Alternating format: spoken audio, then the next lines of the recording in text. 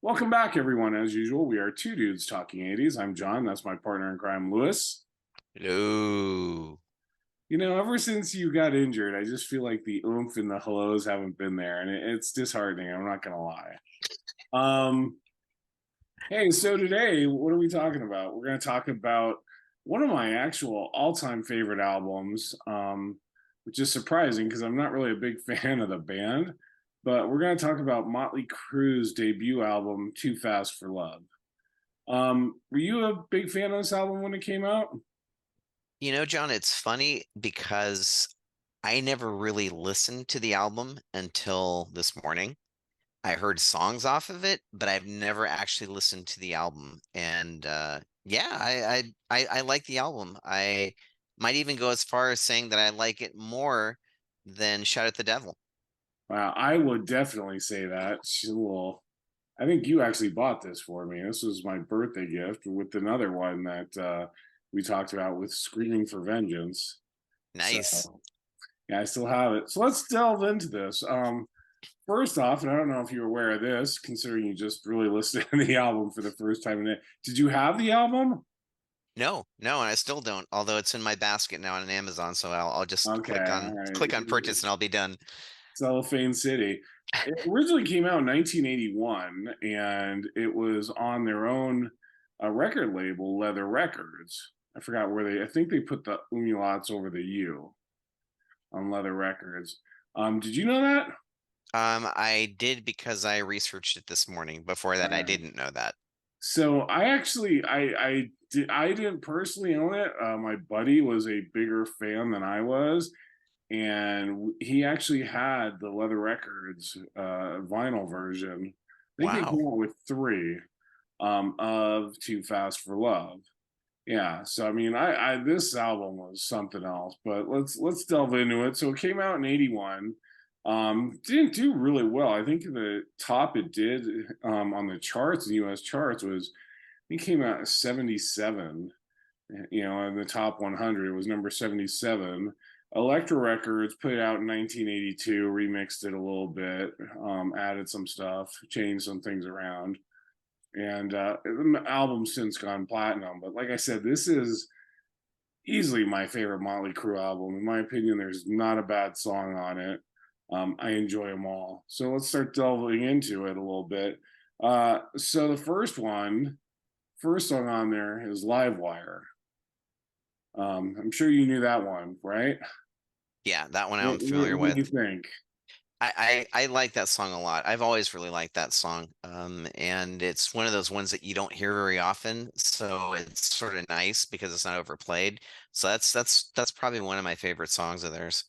Yeah, I would agree, and it was featured pretty prominently in the movie that they did on Netflix, The Dirt. Yeah, Right? it always seemed to be that was the one that they kind of started out with. So that's cool. Um, Something I just noticed today, I am, or at least reminded. Like I said, I love this album, but it's been a while since I listened to the whole thing. Second album, Come On and Dance. You notice the beginning riff sound similar to something new? I don't recall. Like I said, I listened to some of these songs, most of these songs for the first time this morning, so I don't exactly remember how that one went. All right. Well, it's funny. I mean, obviously they didn't rip it off, but someone else ripped it off. The opening riff sounds a lot like Lack of Communication by Rat. Huh. So go back and check it out. I gotta say, I think that would be, in my opinion, the weakest song on the album. I have here in my notes that cowbell was extremely prominent, and it reminded me of that Muppets skit, Mana Mana, dee dee dee dee dee, Mana Mana, the chorus. Don't ask me why, but that's what it reminded me of. Okay, but not Lack of Communication, huh? I didn't hear that. I'll have to go back and see if that now with that context, if I hear it.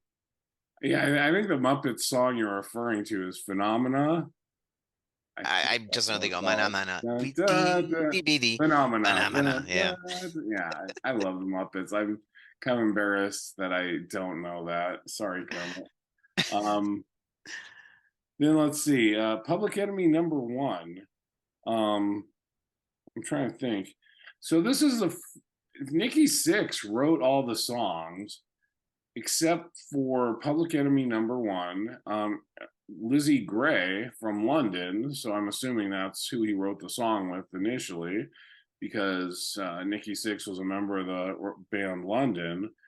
He gets a credit for music and lyrics on Public Enemy number one, and then Vince Neil gets credits for lyrics, partial credit for lyrics, along with Nikki Sixx for On with the Show and Piece of Your Action. So for a guy that can't play his instrument, he sure could write songs. I think I've given Nikki Sixx a bit of more of a bum rap than I should have. Is he a stellar guitar player? No. Is he a He decent plays guitar player? bass. I'm sorry. I'm sorry. Mick Mars is the one that plays guitar. Never As mind. Erase. usual, and I get told that you do the research on this. This is what kills me. You know what's funny is the other day I was thinking, I was thinking, I was thinking of the band Living Color, and I said In Living Color, and I'm like, God damn it, that's you. That was your poor influence on me. So Oops. thank you for that. Yeah, great. But anyway, yeah, and even with the bass player, not phenomenal. Held his own, I guess. But I'll keep Nikki Sixx's comments for when it's Nikki Sixx or Mick Mars rather. Okay, yeah. Nikki Sixx, I mean, obviously is a prolific writer, which again is kind of strange because, well, we'll talk about this later too, but he wasn't, you listen to the band and, Nikki Sixx instrumentally is the weakest link, in my opinion. Vince Neil, you can kind of go, is he a good singer? He's not. No, but I think early on he fit the band. He fit the vibe. It's like David Lee Roth, right? Nobody would ever say he's a great singer, but he fit Van Halen like a glove. Um, but yeah, I think Nikki Sixx is definitely the weakest member of the band. And I was surprised. I was looking at this, thinking, Mick Mars would have had a somewhat. I knew Nikki Sixx wrote most of the songs, but I thought Mick Mars would have had some sort of influence on this, and sadly, he doesn't. So anyway, Public Enemy number one. You have any notes on that one? I do. I actually like that one a lot. Again, prominent cowbell at the end, but very solid tune. I actually enjoyed that one. That was one that I marked as one that I liked. You marked as one. Were there? Oh, we'll get into that. Merry-Go-Round.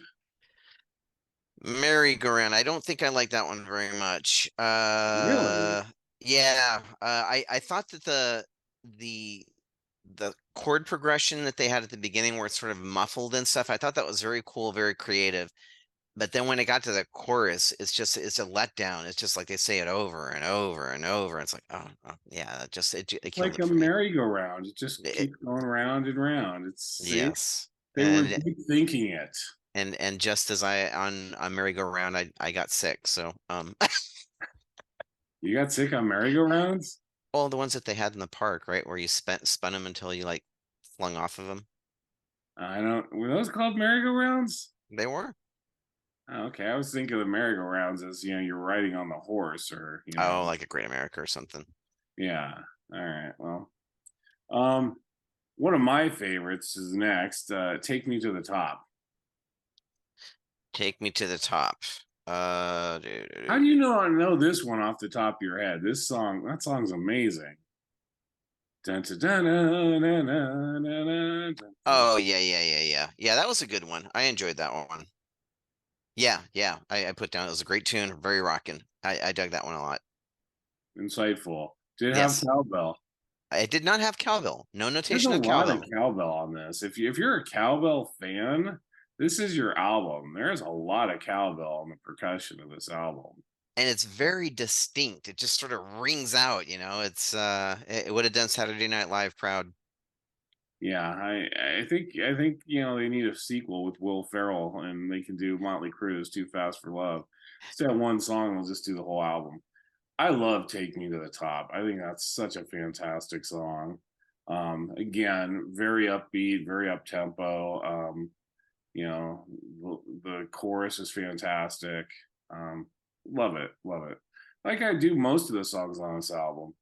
Um, Piece of Your Action, another one of my favorites. Yep, I marked it down again as another solid tune. Sounded a little more polished than some of the other songs. And from what I was reading, as you already mentioned, they re-recorded some of the music. So I'm wondering that if the songs that they re-recorded, with Elektra, obviously they had more money behind that. Yeah. Sound a little better because of that, All right, if that that was was one of them. probably my one of my least favorites, Starry Eyes. Uh, I wrote jotted down that it was a good tune, but again, weak chorus. All right. Yeah, I'm oh, we'll talk. Too Fast for Love. Good tune. Very good tune. All right. I And dig it. did you have cowbell on that? No. The only that what I did mark down was sort of the chanting vocals on the chorus. They probably could have thickened that up a little bit. It sounded a little weak. It Wow, sounded really? it sounded demo-ish. All right, it probably was. Yeah. And the last song officially on the album, on the Elektra version anyway, On With the Show. Yeah, it was just an okay tune. It didn't. It was one of those ones that I didn't hate, but it wasn't super memorable. Wow. All right. So, What about you? Did you like that one? well, that's where I was going to go with this. If you had to pick your three favorites, what would you pick? If I had to pick my three favorites, let's see. Definitely Livewire was one of them. And Public Enemy would have been one of them. And the third favorite we haven't talked about yet because it's not sort of officially on the CD. It was originally on the album, but it was one of the ones that Elektra, for whatever reason, they decided not to put on their own release. Toast of the Town? No, Stick to Your Guns. Stick to Your Guns. Okay. I Yeah. don't remember that one. I was disappointed that that wasn't actually included on the re-release. It's different. I understand why they didn't include it because it doesn't super fit the rest of the music, but it's a solid it's on tune. my CD. Pardon me? It's on my CD. Is it really? Yeah. Oh man, because I was looking for that CD and I wanted to get the copy of it that had that song on it, but I haven't been able to find it yet. Oh, really? Yeah. Try and have your best friend buy it for you like 20 years ago. That's how you get it. So Stick to Your Guns would have been one of your favorite tracks, huh? Yeah, it's sort of up tempo, and again, it's not it doesn't fit the exact genre that Motley Crue is going for, but it's a solid tune. I really enjoyed it. Hmm. I didn't listen to it, so since it wasn't on the original album, I didn't go back and really revisit it. And I'm sure I've heard it, but I'm drawing a blank on it right now. Yeah, apparently it was one of the two tunes that was released as a single. It was Livewire and Stick to Your Guns. Okay. Yeah. I don't know. For me, I love Livewire. Um, Take Me to the Top would probably be it. I gotta say, probably my favorite song on the album is On With the Show. Huh. There's something about that song. I don't know. It's one of those things, right? You know, they say, I forgot who said it, but there's a saying that if you can explain why you love a painting, you don't really love the painting. Have you ever heard that? Yeah, yeah, Prior to me saying it. probably. Because I'm deep. I'm deep like that.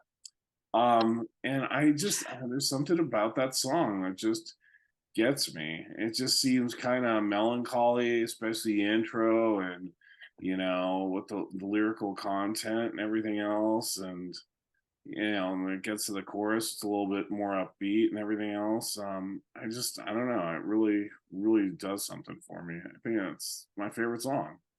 Interesting. And Very I love it interesting. when there's an album that I have and I don't gravitate towards the hits or the what's popular on the radio. That's like these uncovered gems that most people don't even know about, and that's one I always gravitated towards. So there. Very cool, man. Very cool. uh, Yeah, for me, it was really neat listening to it all the way through, right? Because again, I'd heard maybe a couple of tunes off of the CD or the album, and it was sort of like rediscovering the band. It was neat. I'm sort of excited to buy the CD. Wow. All right. Hopefully you can find the one with talk of the not talk of the town. What'd you just say? Stick to your guns. Stick to your guns. Yeah. I guess we'll do a trip to Amoeba on one of either when I go there or you come here, one of those, and we'll find it. Um, Hopefully, no. so I guess already know the answer to this one because you didn't really know this album.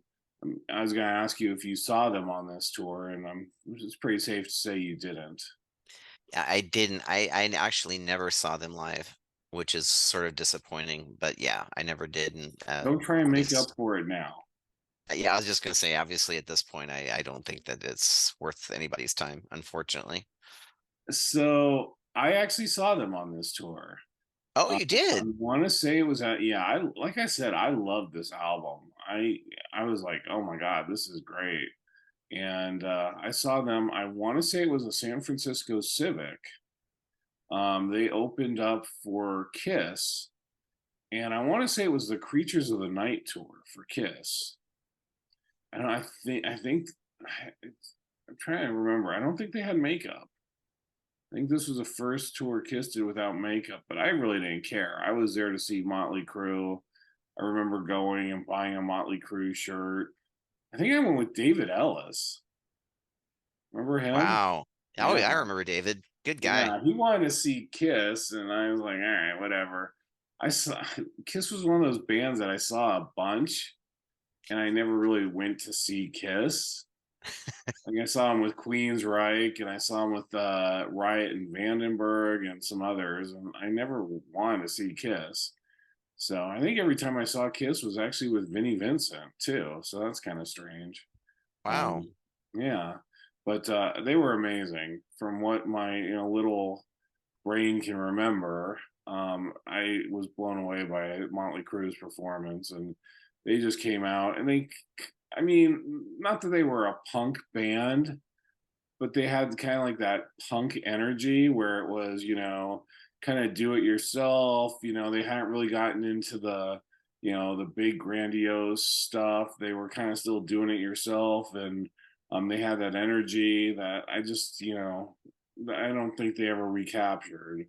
And that's kind of why, my love of Motley Crue like nosedived really quick. Um, I did enjoy the follow up, Shout at the Devil. I think Too Fast for Love is a better album. Um, I saw them on that tour. I want to say that was at the Warfield, and they headlined. And Axe, a band called Axe, was the opener. They had the one minor hit that I think they played on KOME was like Rock and Roll Party in the Streets. We're Doesn't gonna ring a have a bell. knockdown, rag out, rock and roll party in the streets. I don't know, something like that. I'm very sick, so maybe I'm making all this up and dreaming it. The antihistamines are getting to me. I don't know, but yeah. But and then I saw Motley Crue, which was supposed to be their farewell tour. By the way, I'm just gonna put it out there. I think anybody that advertises that they're doing a farewell tour, if they come back, you either get a refund or you get tickets to their next concert in the area for free. Okay. That needs to be a law. I remember Motley Crue making a big deal about, oh, we can't come back. We signed this, and shut up. You know, It wasn't like maybe a couple of years or something, right? It wasn't even it was that. it was a few years. It Was was it? a few years. I mean, Ozzy, I remember, all the times that he was retiring. Kiss, Scorpions. I remember going to see them many years ago on their farewell tour with Cinderella, and yeah, they're still playing. Rudolph Schenker was saying he can't wait to be out there for the anniversary next year. I think of their 60th anniversary. It's like, my God. Wow. Yeah. I think Phil Collins was the only one that had it right because he called it the very first farewell tour or something along those lines. I was like, all right, at least somebody's honest with their assessment of this whole thing, right? Um, But yeah, so lots of cowbell anyway on Too Fast for Love, and I gotta say I dig it. I'm gonna go off topic for a little bit, because that's what we do here. As you notice, I'm wearing my Rock and Roll Hall of Fame in ceremony shirt from last year, Nice. and the reason I'm wearing it is because I'm still wearing the same shirt I wore from last night. Probably covered with a lot of dog hair still. Um, and that's because last night I went and saw Uncle Lionel. Yes, I saw Nice. Lionel Richie. Lionel Richie and Earth, Wind, and Fire. Very cool lineup. I gotta say, it's mind blowing to go to a Lionel Richie show and be like, oh my God, how many hits did this guy have?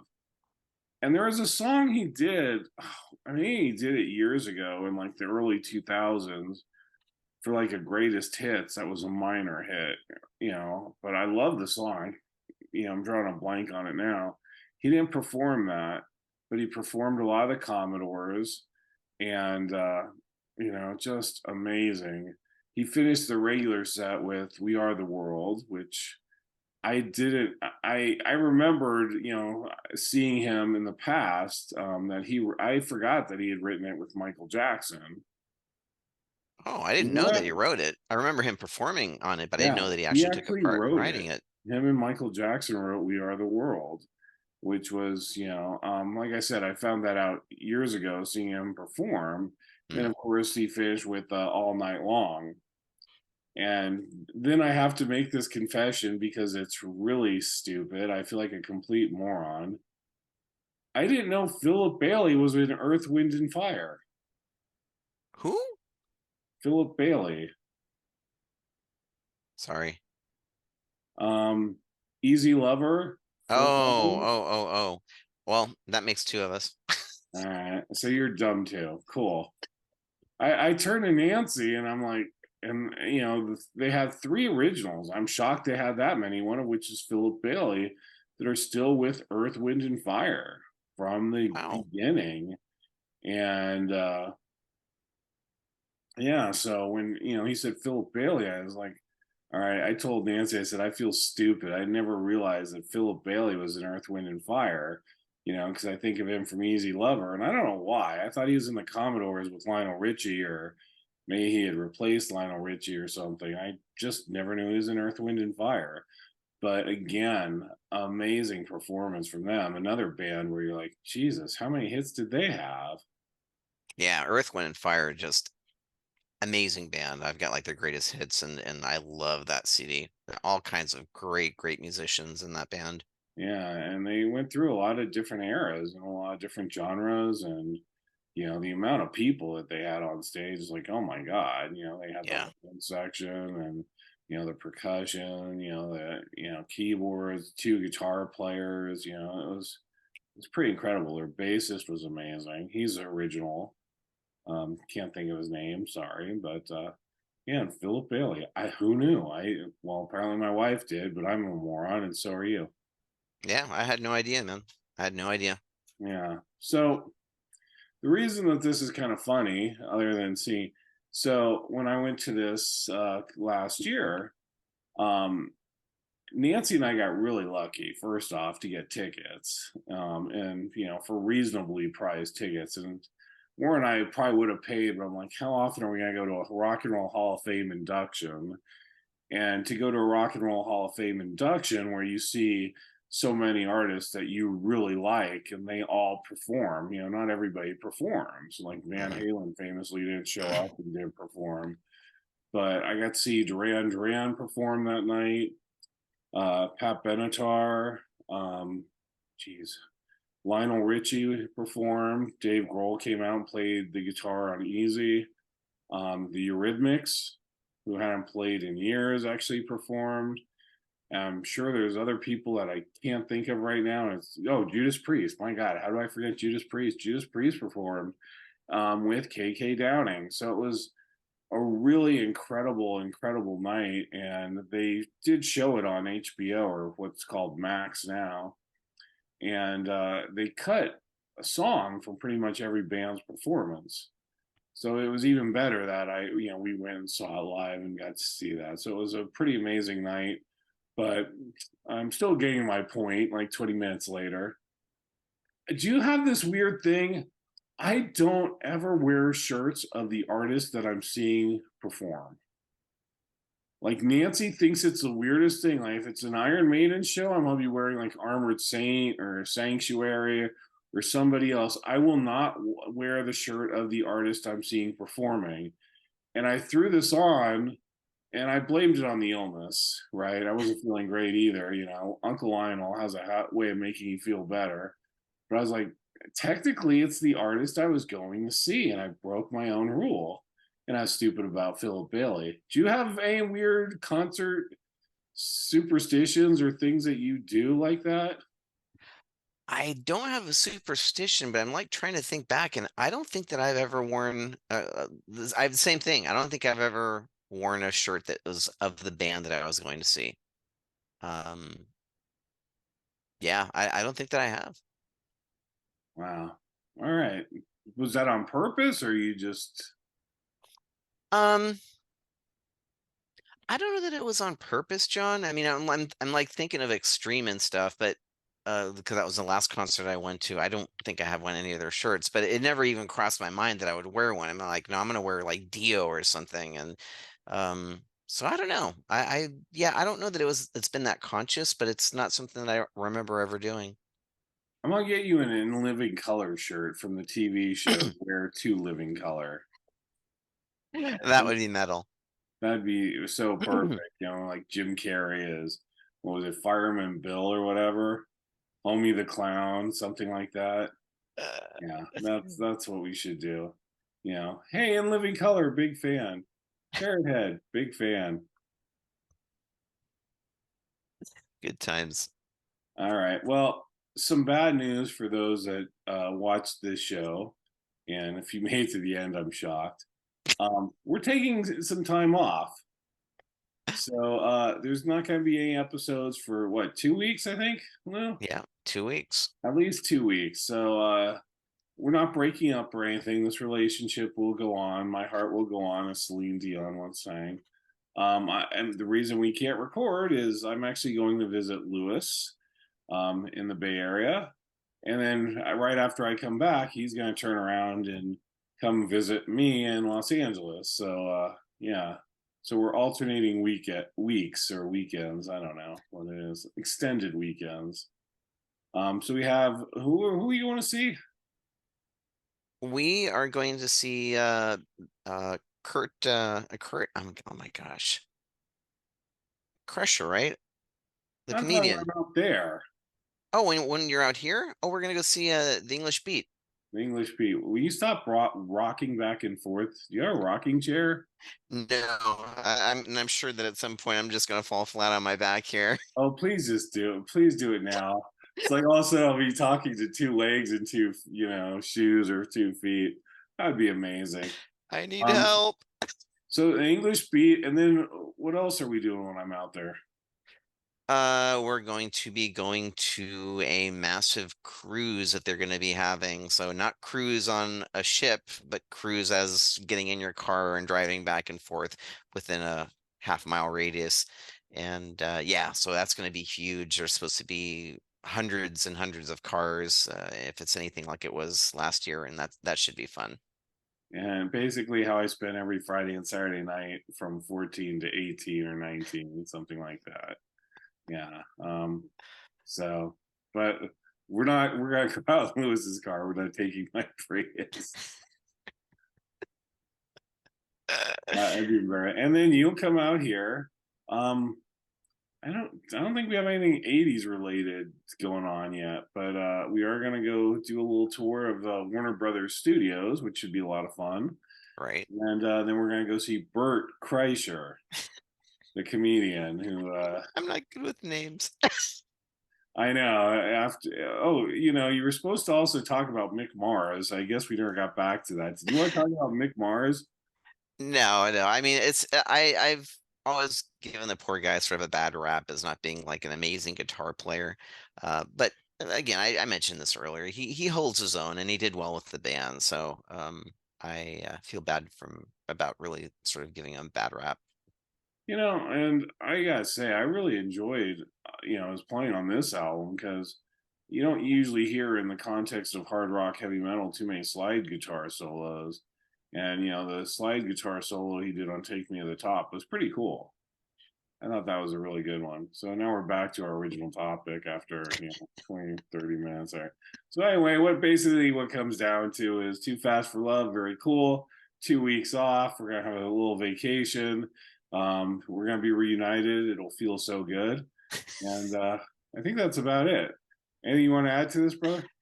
No, man, I think that's it. I just gotta go hunt down that copy of the CD that's got that song that I want. Stick to your guns. If you check eBay in like 20 minutes, it'll be for sale for $40. So go look for it. Then I'm a hero to my wife. I sold something and got rid of stuff. She'd be happy. So anyway, as always, we appreciate you guys watching. Please hit the like button, hit subscribe if you haven't done so. See you in a couple weeks. We got a lot more to talk about. I don't know what we're going to talk about, but there's a lot more to talk about in the 80s, and we look forward to covering it. So thank you as always. Lou, take us out. Peace out. Thank you guys.